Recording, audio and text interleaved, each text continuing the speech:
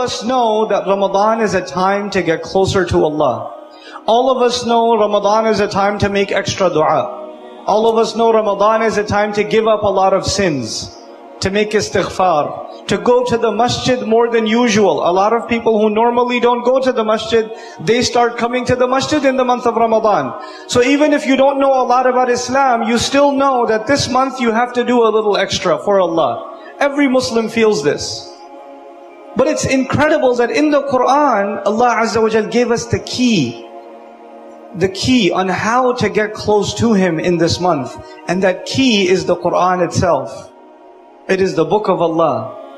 So if you really, really want to get close to Allah in Ramadan, if you really want to fulfill the purpose of Ramadan for yourself and I for myself, then the month of Ramadan has to be about the Quran.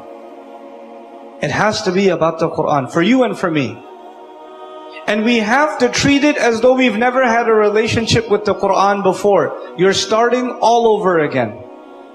You're starting all over again. You know, even though I'm not going to talk to you in detail about those ayat of Al-Baqarah, it's incredible that it's a Madani surah, which means the Muslims have been Muslim for a long time. The Sahaba have been Muslim for a long time.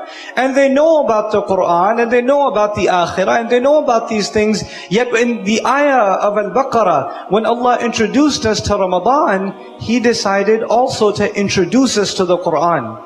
Listen to me again. He did not just introduce us to Ramadan, He also introduced us to the Quran.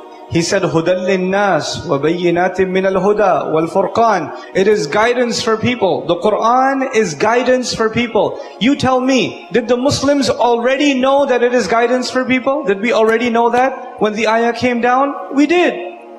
We had known then since somebody said Shahada, they knew that the Quran is guidance for humanity. Yet Allah Azza wa Jal in the month of Ramadan, when He introduced us to the Quran, said, almost as though you have to start all over again.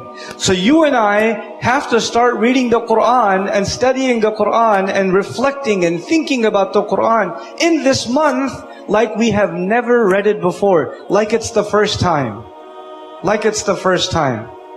And that's beautiful, because you know what? If we did fulfill the rights of Ramadan, if we did, fulfill what Allah expects from us in Ramadan, غُفِرَ لَهُ مَا تَقَدَّمَ مِنْ ذَنْبِهِ. The promise of Rasulullah sallallahu alaihi wasallam, that all of your previous sins are forgiven. You get a new start.